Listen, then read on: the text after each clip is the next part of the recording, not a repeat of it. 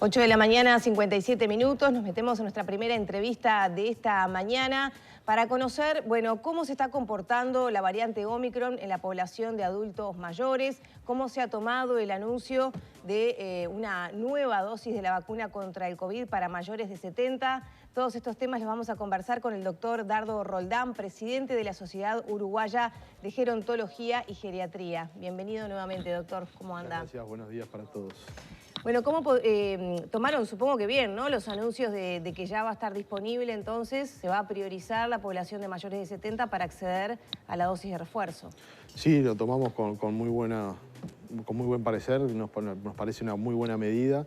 Si bien la realidad es que Uruguay siempre ha estado en los primeros lugares en esto de acompañar la vacunación, porque no tenemos mucha información ni mucha experiencia en otros lugares de una cuarta dosis, pero nos parece que está muy bien que se prioricen las poblaciones más vulnerables y más frágiles y más susceptibles a sufrir esta enfermedad y que sobre todo puedan tener complicaciones graves y hasta la muerte por ella.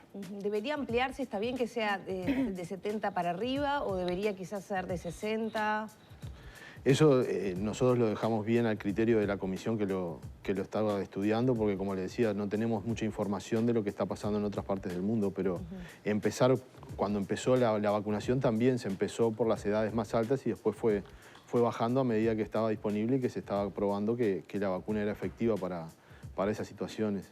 Y eso creo que es lo que ha marcado la diferencia entre otros momentos de la pandemia y ahora. La diferencia se está viendo mucho y creemos que gran porcentaje es por la vacunación y por la gran adherencia que hay en la vacunación de las personas mayores. Ahora, Roldán, analizando un poco la situación de los residenciales, el brote en el Piñeiro del Campo, por ejemplo, que si no me equivoco hasta el momento eran 8 fallecidos, actualizado a la pasada jornada, ¿era necesario esta dosis de refuerzo? ¿Estaban viendo que se necesitaba en esos centros?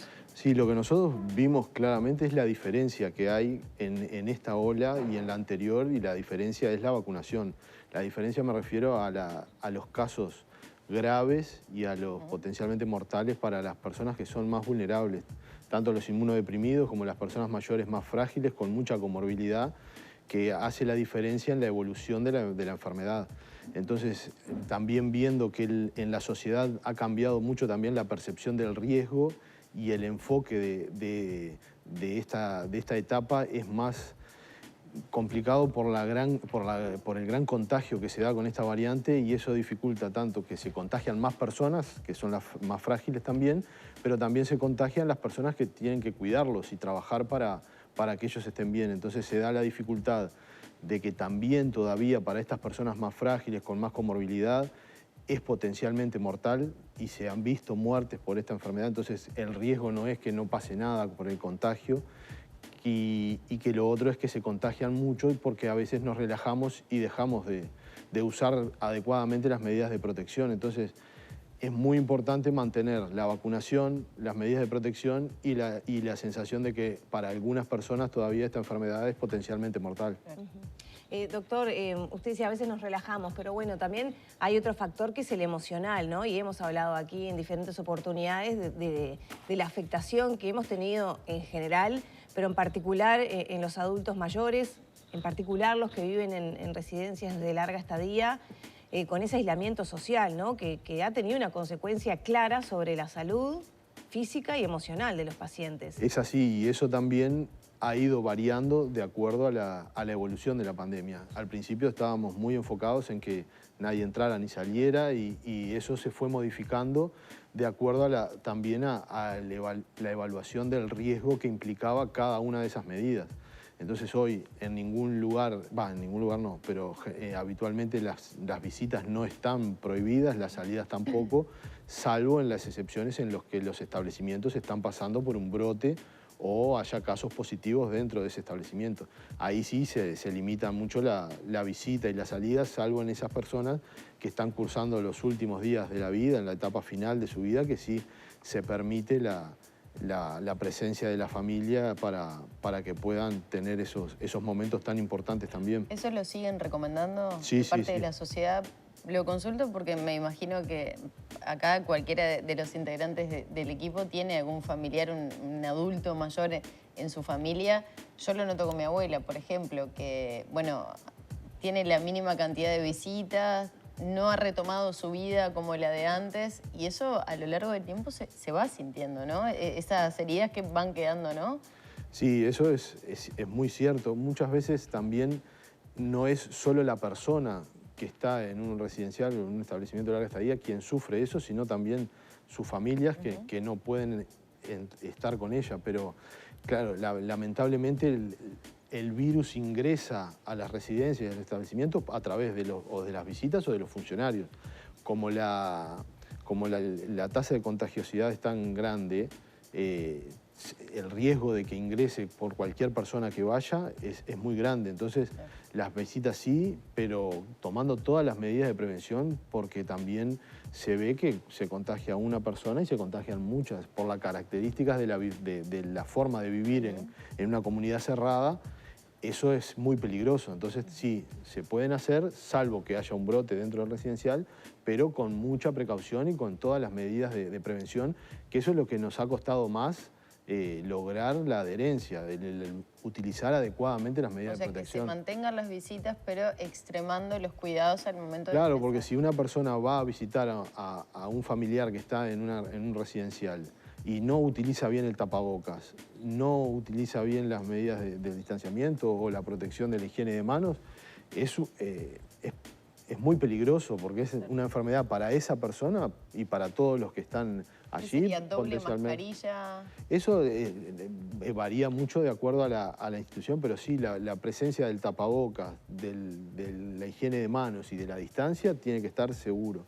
Después en algunos lugares sí se puede extremar con el uso de una sobretúnica, de la máscara facial para evitar que no es el tapabocas, sino la de acetato, pero es muy importante cumplir con esas medidas porque si no es muy difícil después recuperar a las personas.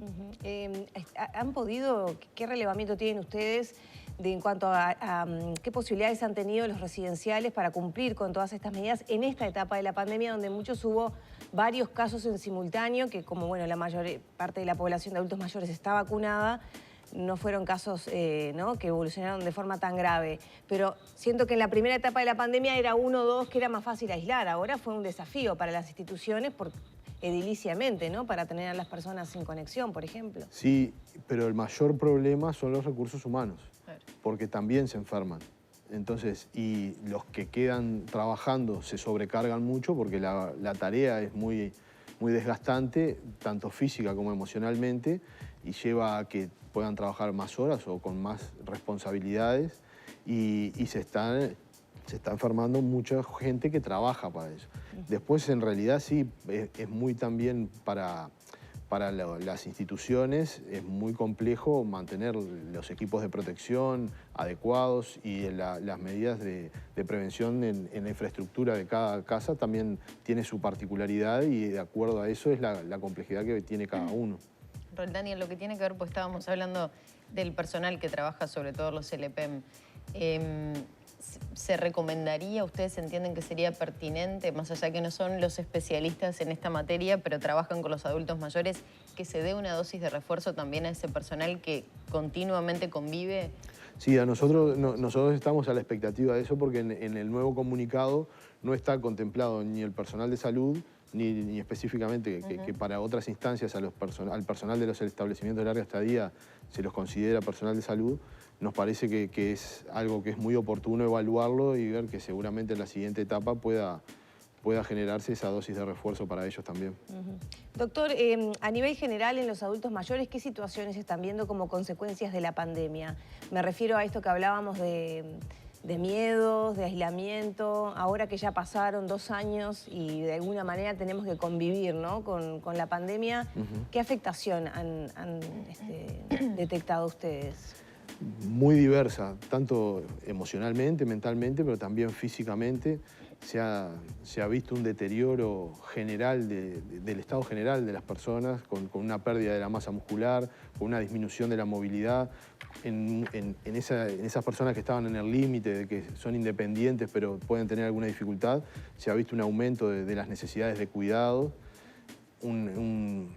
a veces también en algunos una falta de control de esas patologías crónicas por el miedo a ir a la consulta, por la dificultad que se ha dado también en algunos momentos de acceder a esas consultas. También se ha visto un alto riesgo, un aumento del número de las caídas y eventualmente de las fracturas de las personas y también cuadros afectivos, algunas descompensaciones desde el punto de vista mental de algún paciente con demencia o con algunas alteraciones del comportamiento que han aumentado o se han modificado en esta etapa. Bueno, sí, eso se ve reflejado en uno de los títulos que manejaba hoy el diario El País, que 1/3 de los usuarios dice que está atrasado con las consultas y demás. Eso obviamente también se vuelca a esta población de tercera edad, ¿no? Exacto. Sí, porque aparte... ¿Han notado un deterioro, por ejemplo, en lo que tiene que ver, no se hacen los chequeos correspondientes, no se detectan anemias, digo, por pensar en algo que puede ocurrir en esta población? Sí, sí, todas esas situaciones se han dado y sobre todo en nuestra especialidad, que a veces sin ver a los pacientes es más complicado poder detectar pequeños cambios porque a veces no lo pueden transmitir de la mejor manera o desestiman algunos síntomas que para nosotros pueden ser más importantes y el acceso a esas consultas se ha visto, o sea, no ha sido tan efectiva la consulta telefónica, si bien ha sido buena, pero notamos que hay un déficit en ese sentido y que de a poco nos estamos poniendo al día con eso. ¿Ha habido afectación en la salud de esta población por falta de consulta, por ejemplo, en evolución de enfermedades no transmisibles, etcétera? Eso no te lo puedo decir porque no tengo números específicos, pero sí notamos la disminución de los controles o la frecuencia de esos controles por la dificultad también del acceso de esas personas a las consultas. Roldán, ¿cuándo podríamos, teniendo en cuenta lo que manejan los especialistas, ¿no? O sea, ya se habla de una dosis de refuerzo para esta población, se empieza a hablar de una endemia, se piensa que puede haber una recuperación, un repunte, si se retoman actividades físicas, los paseos, un poco la dispersión, ¿no? Esos momentos distintos para estas personas. ¿Podríamos empezar a pensar en una mejoría? Sí, claro, eso es lo que siempre estamos mirando para adelante con optimismo para lograr que estas dificultades que hemos tenido empiecen a cambiar. De todas maneras, tanto las personas que están en su domicilio como las que están en los establecimientos ya han tenido una mejora en eso, se han empezado a hacer actividades sociales, de ejercicio, tanto dentro como fuera, y ahora en esta época también que se pueden usar mucho los espacios al aire libre.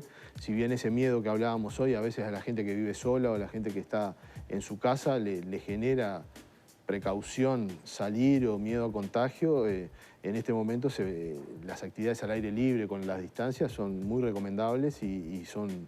Es más, es lo que casi obligatorio que hay que hacer para poder mejorar todas estas dificultades que estamos teniendo. Bien, muchas gracias, doctor, por estos minutos. Bueno, gracias a ustedes y a las órdenes.